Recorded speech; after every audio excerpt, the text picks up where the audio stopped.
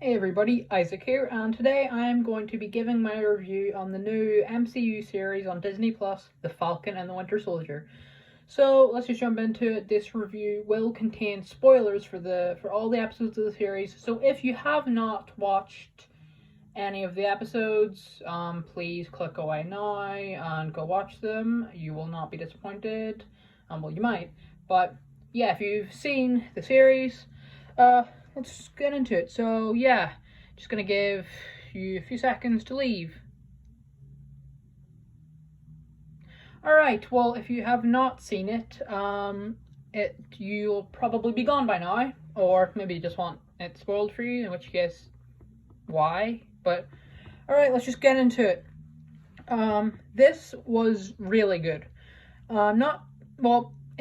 I did write here that I'm not sure if I prefer this or WandaVision, but looking back, I definitely did prefer WandaVision.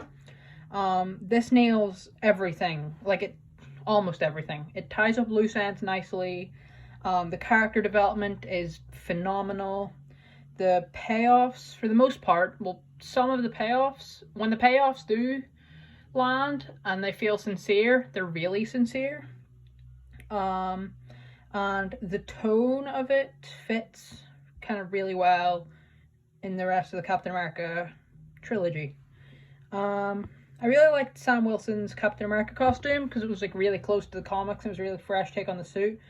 And the whole story about the black super soldiers and the racism is really, really engaging. It's a really cool plot line, and it's very topical right now. And yeah, just gonna... Also, I really, really, really like John Walker. He's probably my favorite MCU villain. I don't know if I can even call him a villain anymore. But yeah, I will talk about him a bit later on in the review. But yeah, I did a few issues with the series though, such as Bucky's power level kind of seems shift a lot. In one scene he's really strong, and in the next one he's really weak. And his character, even though it's called the Falcon and the Winter Soldier did feel very sidelined compared to the Falcon. But I suppose this was more essentially Sam's solo movie. But Carly, the villain, pretty sure she was the leader of the Flag Smashers. She sucked. She was a terrible villain. She was not compelling. Her motivations were all over the place. It was just terrible. She was she had so much potential. This idea of things were better in the blip. Let's make things back to the way they were. That could be really interesting to explore. And watching the first two episodes, I thought this could have been a really great concept. But it just sucked. I think the moment we meet Carly, you kind of knew she was going to be a bad villain. And I think instead of her being the main villain, John Walker, U.S. agent, should have been the main villain. And I think I didn't really like the fact that he got a redemption, because I feel like they're just going to make him, they gave him the U.S. agent suit, and I feel like they're just going to make him evil in a future season or a future movie. But I really didn't want them to give him a redemption, and sadly they did. It was a really good redemption. I was quite happy with the redemption, but I kind of wish he was evil and he had to he was more evil. But yeah,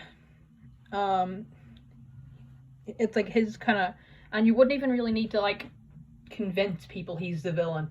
A lot of people hated him from the beginning. I was willing to give him a chance, because he's one of my favorite MCU characters right now. Definitely favorite in the series, because it's such a cool concept. But yeah, people were gonna hate him from the beginning, and I see a lot of people on social media now just being oh, I loved John Walker since the beginning, when they have previous posts saying they hated him, which I find quite interesting. That if you redeem a character, people's opinions on the character throughout the rest of the show will flip, which is quite interesting.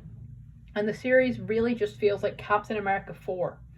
It really feels like the fourth entry in the Captain America series, and I really like that. And yeah, so I'm going to give The Falcon and the Winter Soldier a score of 86%. It's really good, but that's not to say it's without its issues. Compared to WandaVision, it's hard to compare these two shows because there's, aside from the fact that they're both in the MCU and they were both released in 2021 on Disney Plus, there's essentially no similarities between them. But I definitely think WandaVision was a lot better, and let's be honest, it was a lot cooler. Can I just be real? WandaVision, a show about loss with like a sitcom spoof to it, was a lot more interesting than Captain America's friends going to hunt down a evil teenager. I think this show did do a lot better than WandaVision in some regards, but overall, WandaVision was just so much better. Oh yeah, before I go, I completely forgot to mention Zemo. He was a lot better in this than he was in Captain America Civil War, and I really liked him in that movie, but he felt a little bit forced in.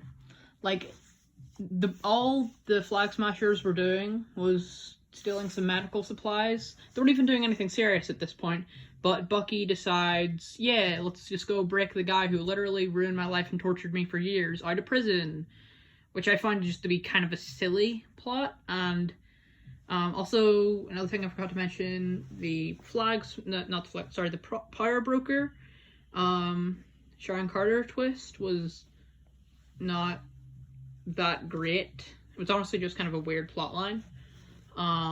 But yeah, so yeah, thank you for tuning in to my review of the Falcon and the Winter Soldier Disney Plus show, and I will see you guys next time.